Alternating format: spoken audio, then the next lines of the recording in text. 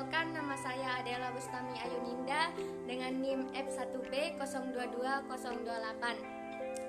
Di sini saya akan menjelaskan materi tentang polimer yang berkaitan dengan tugas bahan listrik. Di sini pertama-tama saya akan menjelaskan tentang pengertian polimer. Polimer merupakan senyawa-senyawa yang tersusun dari molekul yang sangat besar yang terbentuk oleh penggabungan berulang dari banyak molekul kecil. Molekul kecil yang disebut dengan monomer dapat terdiri dari satu jenis maupun beberapa jenis. Pengertian polimer lainnya adalah polimer adalah sebuah molekul panjang yang mengandung rantai-rantai atom yang dipadukan melalui ikatan kovalen yang terbentuk melalui proses polimerisasi, di mana molekul monomer bereaksi bersama-sama secara kimiawi untuk membentuk suatu rantai linier atau jaringan 3 dimensi dari rantai polimer. Contoh-contoh bahan yang terbuat dari polimer: 1. PVC atau plastik. PVC bersifat termoplastik dengan daya tahan kuat. Plastik ini juga bersifat tahan serta kedap terhadap minyak dan bahan organik. 2. Polyethylene adalah sebuah bahan termoplastik yang kuat dan dapat dibuat dari yang lunak sampai yang kaku. 3. PTFE atau sering kita sebut dengan teflon. Teflon merupakan lapisan tipis yang tahan panas dan tahan terhadap bahan kimia. Yang keempat itu rubber atau karet. Dengan semakin meningkatnya kebutuhan akan ban mobil dan motor, ahli-ahli kimia organik telah mengembangkan pembuatan karet sintetis untuk mempercepat perolehan kebutuhan tersebut. Karet-karet sintetis tersebut dibuat dengan menggunakan bahan dasar monomer seperti butadin dan stirena dengan cara komplementerisasi. Yang ketiga itu reaksi pembentuk polimer. Pertama yaitu reaksi adisi. Polimerisasi adisi adalah perkaitan langsung antar monomer berdasarkan reaksi adisi. Polimerisasi adisi terjadi pada monomer yang mempunyai ikatan dua rangkap. Dalam reaksi polimerisasi adisi umumnya melibatkan reaksi rantai. Mekanisme polimerisasi adisi dapat dibagi menjadi 3 tahap, yaitu insintasi. Insintasi ada untuk tahap pertama ini dimulai dari penguraian inisiator dan adisi molekul monomer pada salah satu radikal bebas yang terbentuk. Yang kedua itu propagasi. Dalam tahap ini terjadi reaksi adisi molekul monomer pada radikal monomer yang terbentuk, tahap inisiasi. Yang ketiga itu terminasi yang dapat terjadi mulai reaksi antara radikal polimer yang sedang tumbuh dengan radikal mula-mula yang terbentuk di inisiator.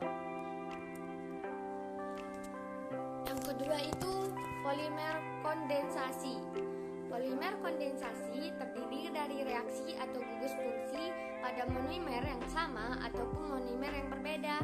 Dalam polimerisasi kondensasi kadang-kadang disertai dengan terbentuknya molekul kecil seperti H2O, NH3 atau HCl. Di dalam jenis reaksi polimerisasi yang kedua ini, monomer bereaksi secara audisi untuk membentuk rantai. Selanjutnya yaitu sifat-sifat polimer. Sifat polimer yang pertama yaitu sifat thermal. Sifat polimer adalah sifat polimer terhadap panas, ada yang menjadi lunak jika dipanaskan dan keras jika didinginkan. Polimer seperti ini disebut dengan termoplas. Contohnya plastik yang digunakan untuk kantong dan botol plastik. Sedangkan polimer yang menjadi keras jika dipanaskan disebut termoset. Contohnya melanimin. Yang kedua itu sifat kelenturan. Polimer untuk mempunyai kelenturan yang berbeda dengan polimerisasi sintesis Umumnya polimer alam agak sukar untuk dicetak sesuai keinginan, sedangkan polimer sintesis lebih mudah untuk dibuat cetakan untuk menghasilkan bentuk tertentu. Karet akan lebih mudah mengembang dan kekenyalannya setelah terlalu lama kena bensin atau minyak. Yang ketiga itu tahap mikroorganisme.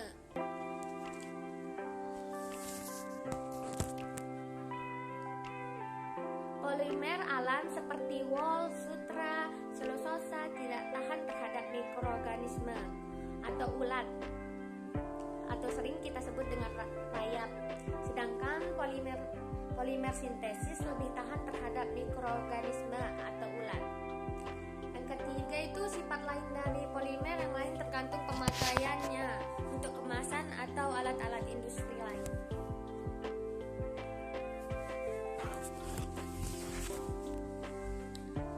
Nah, selanjutnya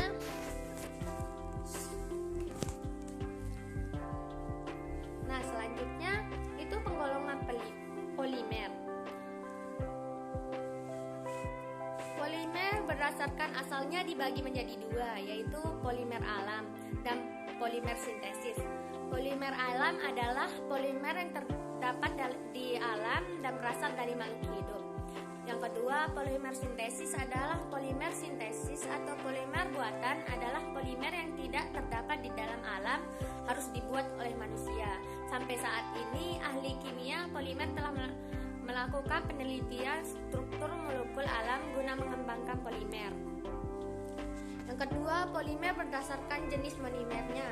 Pertama yaitu homopolimer. Homopolimer adalah polimer yang monomernya sejenis, contohnya selulosa dan protein.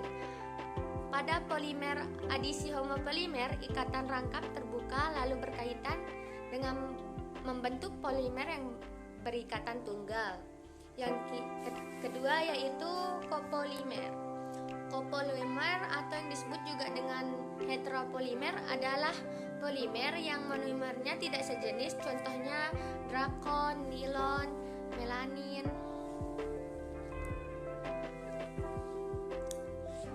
Selanjutnya yaitu penggolongan polimer berdasarkan sifat terhadap panas. Yang pertama, polimer termoplas. Polimer termoplas adalah polimer yang tidak tahan panas. Polimer tersebut apabila dipanaskan akan meleleh atau melunak dan dapat dileburkan untuk dicetak kembali atau didaur ulang. Yang kedua itu thermosting. Polimer thermosting adalah polimer yang tahan panas. Polimer tersebut apabila dipanaskan tidak akan meleleh atau sungkar meleleh dan sungkar untuk didaur ulang. Contohnya adalah melanin dan bakelit.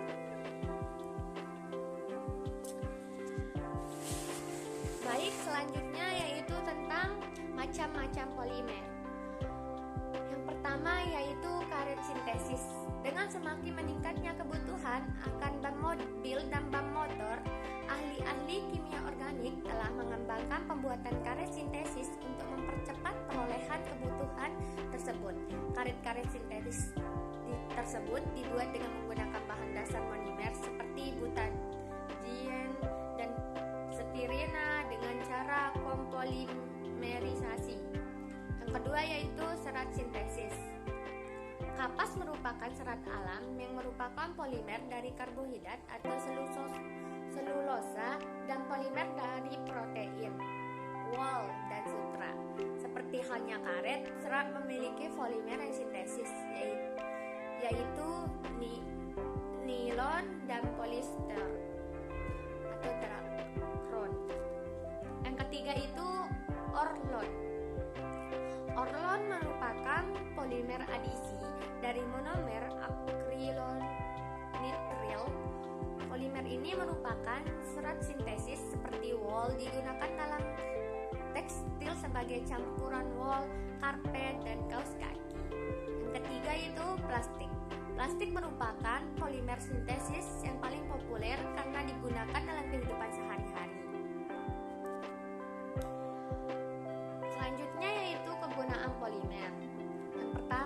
plastik polietilen treptal. 2. Plastik polietena. Yang ketiga, polimvinil klorida. Yang keempat, plastik nilon. Yang kelima, karet sintetik. Yang keenam, wol. Yang ketujuh, kapas. Nah, selanjutnya kita akan mengenal tentang dampak negatif polimer terhadap dampak negatif polimer terhadap kesehatan dalam kehidupan sehari-hari. Banyak barang-barang yang digunakan merupakan polimer sintesis, mulai dari kantong plastik untuk belanja, plastik pembungkus makanan dan minuman, kemasan plastik, alat-alat listrik, dan alat-alat rumah tangga. Barang-barang tersebut merupakan polimer sintesis yang tidak dapat diuraikan oleh mikroorganisme. Akibatnya, barang-barang tersebut akan menumpuk dan membentuk sampah yang tidak dapat membusuk. Dampak negatif dari penggunaan polimer pada barang-barang di sekitar kita, terutama bagi kesehatan tubuh manusia, diantaranya penggunaan styrofoam untuk pembungkusan makanan dapat menimbulkan gejala saraf seperti kelelahan, gelisah, sulit tidur, dan anemia. Bahan-bahan kimia flat pada mainan anak-anak terbuat dari plastik banyak menyebabkan infeksi hati dan ginjal. Zat kimia yang mengandung dalam kertas tisu untuk membungkus atau melapisi makanan dapat menyebabkan kanker.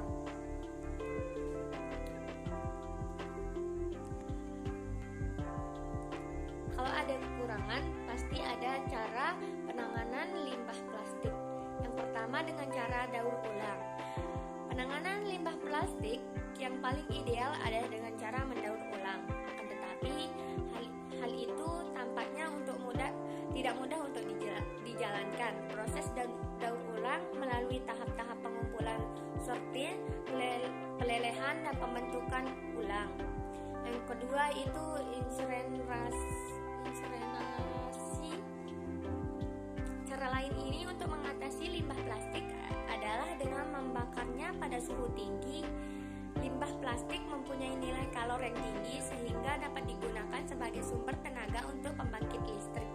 Yang ketiga, plastik yang mudah diuraikan mikroorganisme. Sekitar setengah dari pengguna plastik adalah untuk kemasan. Karena itu, sangat lebih baik jika dibuat plastik yang bio atau photodegradable. Jadi, kesimpulan yang dapat saya ambil dari presentasi saya yaitu polimer merupakan suatu golongan kimia yang penting dalam kehidupan sehari-hari maupun dalam industri. Polimer meliputi plastik, karet, serat, dan nilon. Beberapa senyawa penting dalam tubuh makhluk hidup yaitu karbohidrat, protein, dan asam nukleat juga merupakan polimer. Kita akan melihat bahwa polimer adalah suatu molekul yang terbentuk dari molekul sederhana yang kita sebut dengan monomer. Proses pembentukan polimer dapat monomernya kita sebut sebagai polimerisasi. Dalam makalah ini, sekian dari saya. Hanya ini yang dapat saya sampaikan. Billahi taufiq wal hidayah. Assalamualaikum warahmatullahi wabarakatuh.